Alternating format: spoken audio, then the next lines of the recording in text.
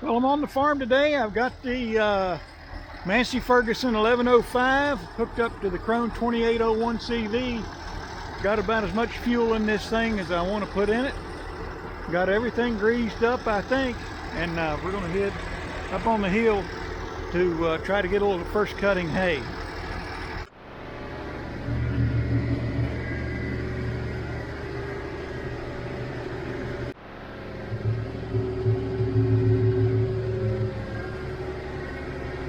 Alright, so I'm up here, the wind's blowing a little bit. Basically what I got here these days, I had another video on it, is pretty much a fescue field, but that's alright. Before you can get going with the PTO on this thing, there's a little lever right here. Now what happens is, when that thing's pushed in and the engine's running and there's nothing hooked to it, that PTO shaft will just slowly spin, and I guess it's the drag in the hydraulic fluid. I don't know what it is, but that's just a Massey Ferguson thing. And so I'm ready now to run the PTO, and I probably should have pulled it out before I ever came up here, but I forgot about it. All right, let me get in here and let's see if we can get going. All right, I'm on my way. Let me make a little round here and I'll come back.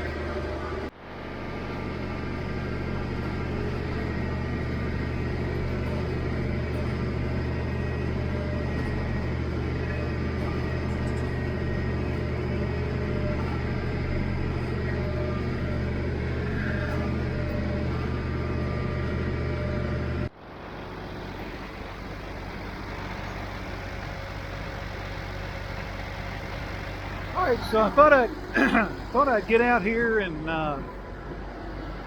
take a look, see what's going on. As you can see, there's an abundance of fescue everywhere, and of course I missed a little sliver right there, but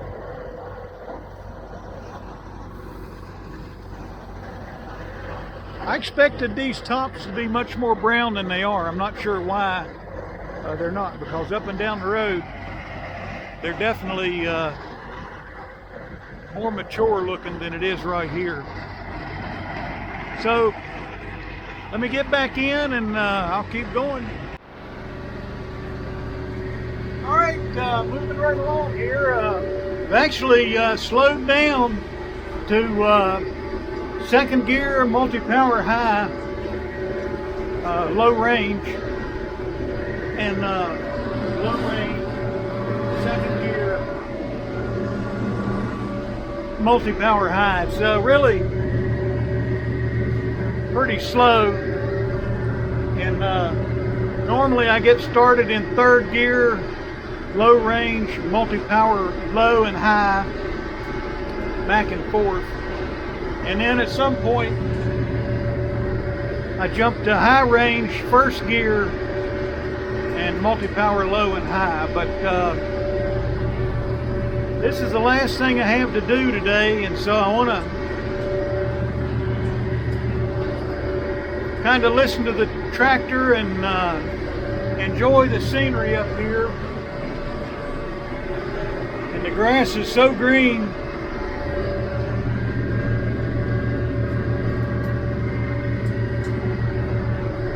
And I've been seeing some fawns around the farm. The deer, the does are starting to have their fawns, and I don't like to run a fawn through my Krone, and that's happened before. So I'm just this is a small field, I'm in no hurry, and I'm just kind of taking it easy.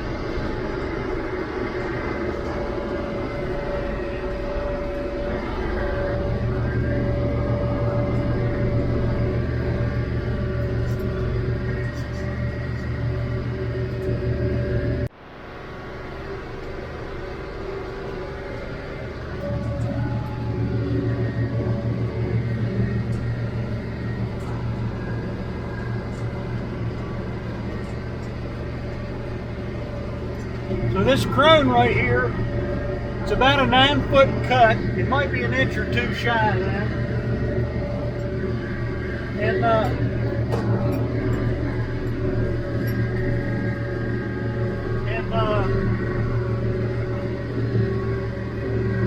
disc mower conditioner. It has impeller tines. And in this stemmy grass hay, the impellers are really, really effective, I think. One thing that I struggle with mightily, whether it's a sickle mower, a disc mower conditioner, or a hay bind, is making a square corner. It is just not in my genetics to make a square corner when I'm cutting hay. I don't know what it is. Now the tractor here is a 1977 Massey Ferguson 1105. And it's got like 4,909 hours on it. It's about 100 hours, not quite 100 hours shy of 5,000 hours. These are original hours. And I bought this tractor sight unseen out of Indiana in 2019. So this is our sixth year really, with the Krone. I guess because I cut hay with it in 2019, so it's probably the 7th summer I'm cutting hay. I don't know, you'd have to do the math. I don't have a calculator with me.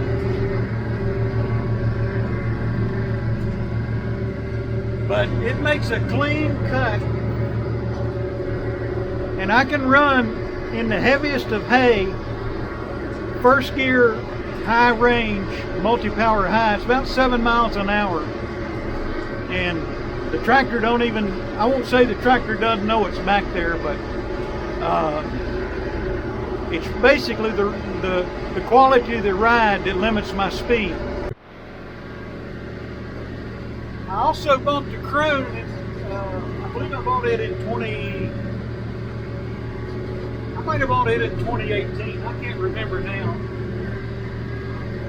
And the backstory on the Krone is that a John Deere dealer had it. And I went in there for a price one summer. And it was a pretty expensive piece of equipment. And I was kind of interested in the John Deere. I think the model was a 625. It was an 8-foot cut mower conditioner with impeller tines, and I really liked it.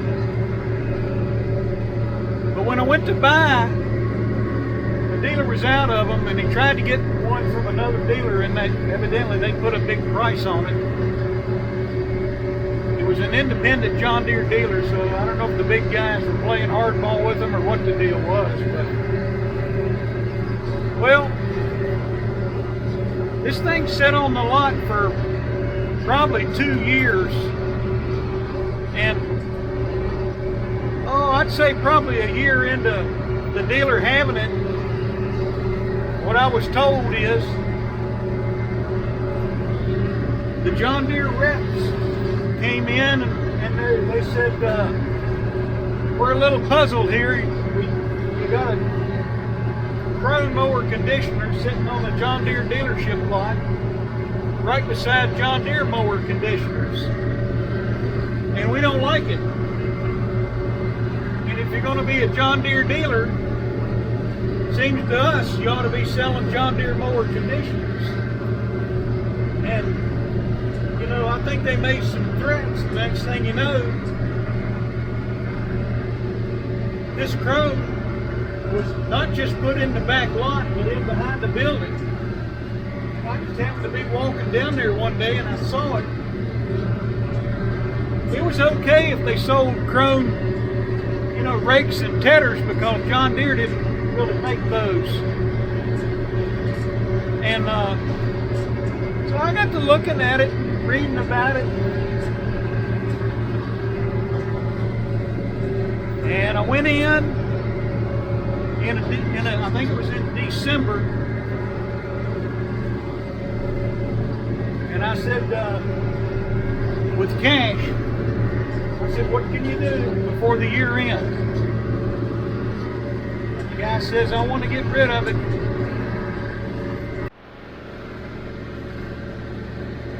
So the guy sharpened his pencil, I guess. He said he wanted to get rid of it.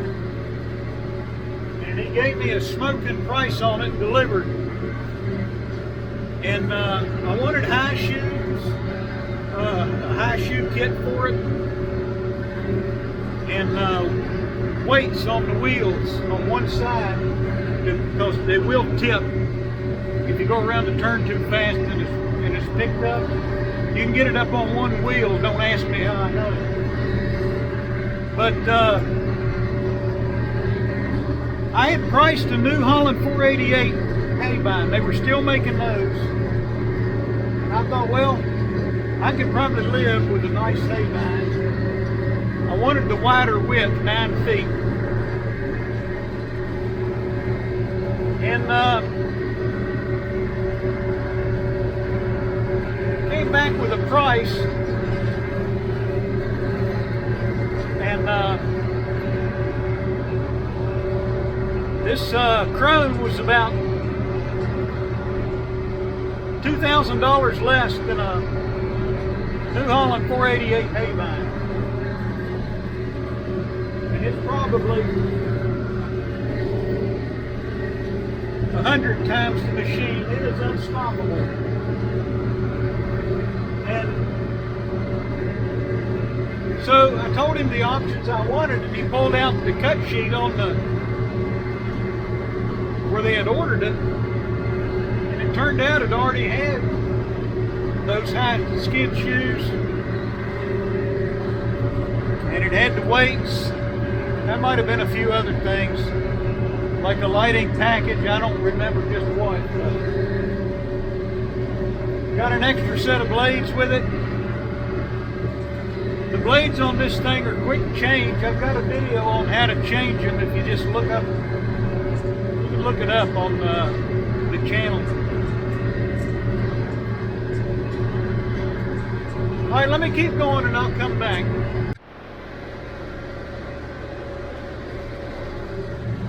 So I mentioned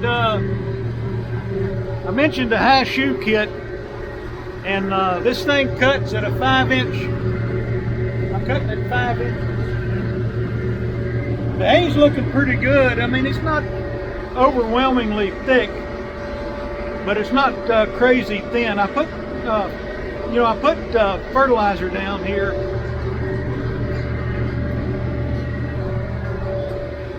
And I'll fertilize this again just as soon as I get the hay off of it. I've got fertilizer waiting, hopefully for a decent second cutting. And so I don't know how many bales I'll get off this field. I figure between I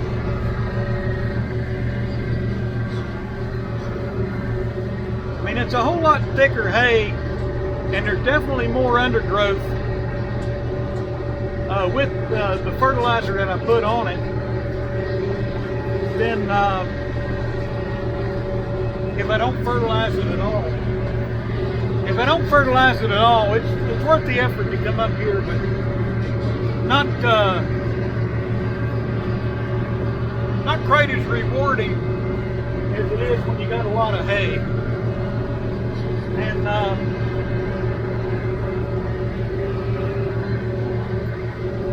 so I'm hoping I'll get a decent second cut out of here, and maybe even a third.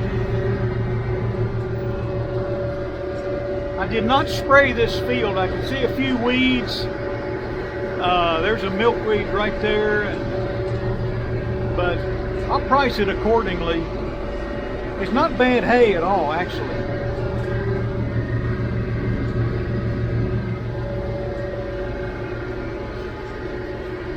I'll come back.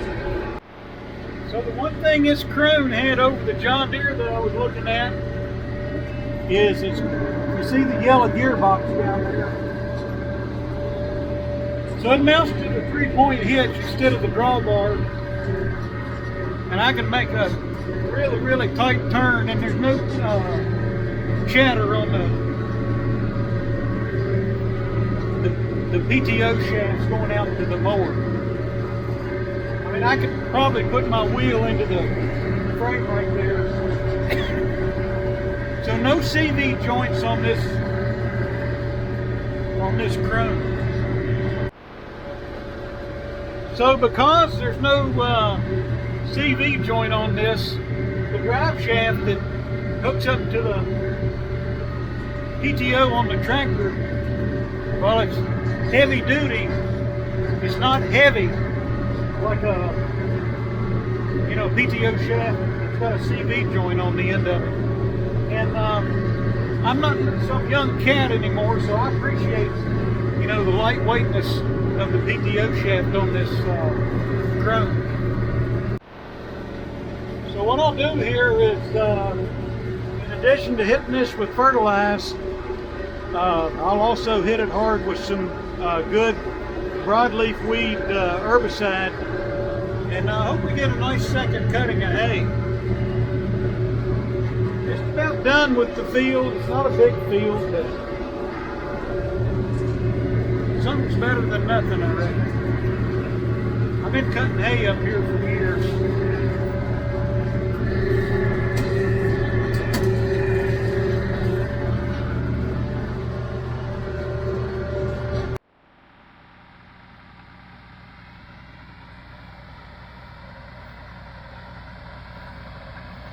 All right, so I got this little field cut here, and I think it looks pretty good. The grass is much greener than what I anticipated. A lot of the hay up and down the road is way overripe, and I don't know if that's a fertility issue or just the luck of the draw. But the 1977 Massey Ferguson 1105 354 Perkins turbo and the Krone 2801cv impeller Tine conditioner. And what'll happen next is this is day one in the evening. It's typically what I do. I will cut in the evening. I'll let it set all day until the next evening. I don't come in and ted it right away. It's been harassed and scratched up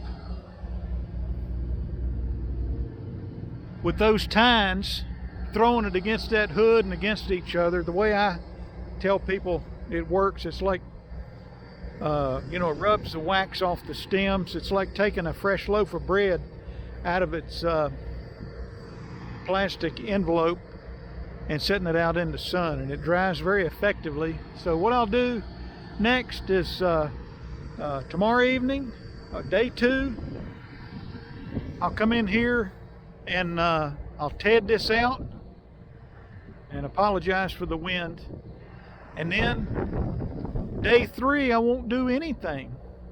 So cut in the evening on day one, the evening of day two I ted it. On day three, I don't do anything. On day four, I rake it. But I'm tedding at the same time. And if you've seen my Vermeer TR90 rake tedder, it basically teds the hay and puts it in the windrow all in one pass. And then I bale it.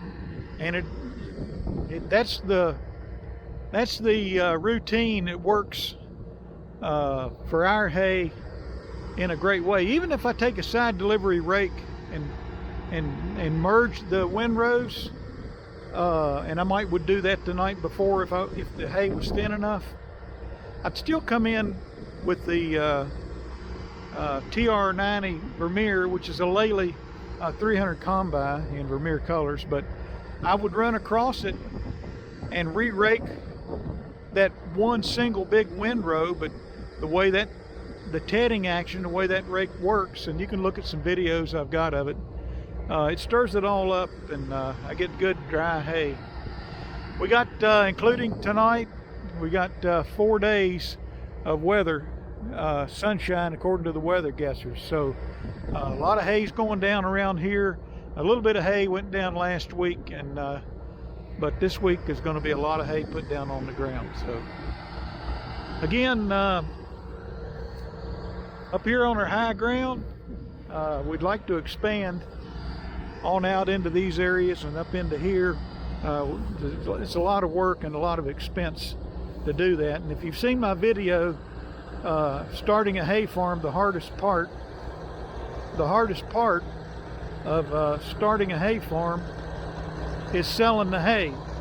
You know, who wants to dump their supplier that they got to come buy hay from you? So if I double my hay yield or triple it, now I got to find somebody to buy it, and we don't deliver. So that's a video again from our high ground, the 1977 Massey Ferguson 1105 Krone 2801cv Impeller Tine mower conditioner, disc mower conditioner. And stay tuned, more to come. Hay season 2025 is underway. Hit the like button, subscribe, share, comment, and we'll talk to you later.